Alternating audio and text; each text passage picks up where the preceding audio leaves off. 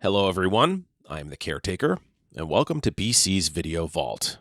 This was a segment that originally appeared on the Graveyard Show podcast in 2010, and it was a movie review segment where Brian Collins from Horror Movie A Day would review movies once a month. Now, there were 6 of these segments in total before the Graveyard Show podcast ended in mid-2010. This 5th segment comes to us from Graveyard Show podcast 69 from May 27th, 2010. And in it, Brian reviews the films Never Sleep Again, the 2010 remake of A Nightmare on Elm Street, and the international film Sauna. Enough from me. Let's hear from Brian as we enter BC's Video Vault.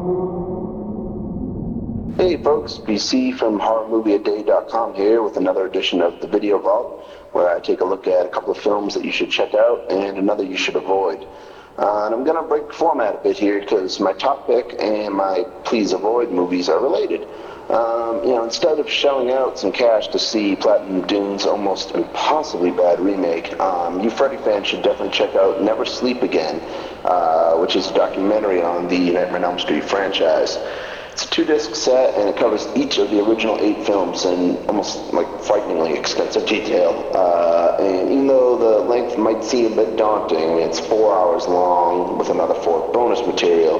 The film will fly by, and more than likely, the only time you'll be getting off your butt is to pop in the second disc.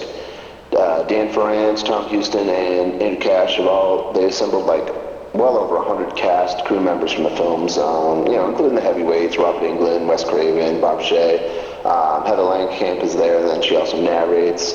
But they also dug up some more elusive people like Mark Patton from Nightmare 2, who they haven't been able to find because he retired from the business. They found him, and, a couple of parts 4 and 5. I think they seriously have every single person in the movie. And obviously there were a couple of holdouts too. Johnny Depp and Patricia Arquette. I guess both of them were interested, but just couldn't make their schedules work because Patricia's on her TV show. Johnny's in every third movie you see. But seriously, you won't even miss them. There's so many people in this movie, more than makes up for it, and like I said, the people that you haven't been able to hear from. And unlike their last documentary, these are the same guys that did Friday the 13th one. His name was Jason. They don't have any pop culture people or horror experts this time around. It's with one very minor and pretty funny exception, every single person on screen in the movie either appeared or worked on the films. And, even though I've read all the Fangorias and, gone through the extras on the previous, Nightmare box set, I was still learning a lot of great trivia on each film, who was originally cast as Freddy before I met Robert Englund, and it's something I never knew, and it's pretty funny. It's truly a treasure trove of information and anecdotes, and even I think the most diehard fan in the world will probably come away learning a lot of stuff. It's just a terrific movie all in all, and I give it my highest recommendation. Of course, I can't say the same for the remake, which they do mention briefly on the second disc of Never Sleep Again. They don't talk about it all in the main movie. It's easily the worst of Platinum Dune's never-ending series of reboots. To be honest, right from the start, I hadn't been totally on board with this one. I pretty much like all their movies, but I could see why they wanted to do Friday the 13th. The original series got really silly with Jason being in space and everything else, and the first film doesn't have Jason, and when they finally gave him the hockey mask, it wasn't really a big iconic moment. He just kind of lumbered out wearing it. But the original Nightmare, it didn't have any of these problems. There was no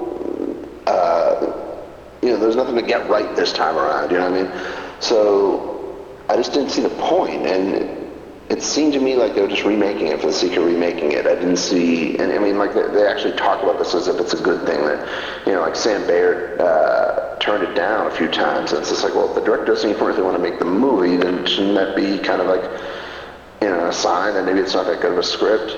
But I was hopeful. Sam Bair's done a lot of great music videos, and I thought he could at least, if nothing else, bring a nice visual sense to the movie.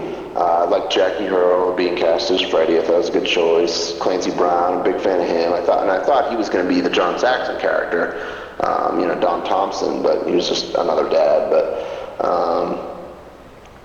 mean, it's just, with very few minor exceptions, the direction is just as lifeless and dull as the script.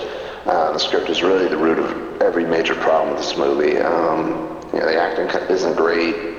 Direction's kind of lazy, but I mean, with a really good script, it could still be like, oh, all right, well, okay. But I mean, the script is just terrible. I mean, you would think that in a new, like, Freddy, quote-unquote, origin movie, that they would at least have a cool introduction for the glove, right?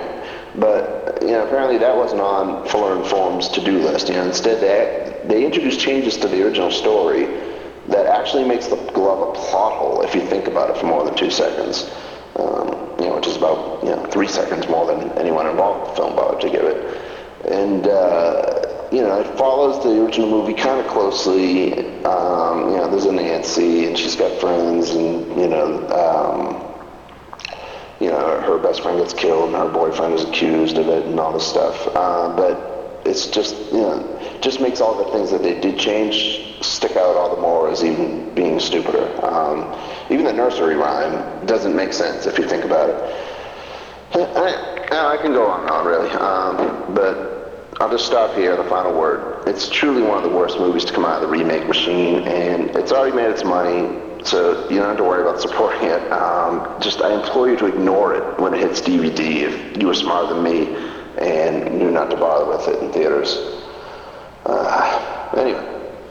My final recommendation, this is a recommendation, is the Finnish film Sauna, which has been out on DVD for a while now. Now, caveat emptor, this is a very heavy film, a lot of metaphorical content, a lot of symbolism, very talky. It's only a horror film in the very basic sense, so, if you want a lot of kills and gore and whatnot, I'd steer as far clear as possible. But if you like, like a challenging or pretty original movie, both concept and setting, it's like 15th century, Russia.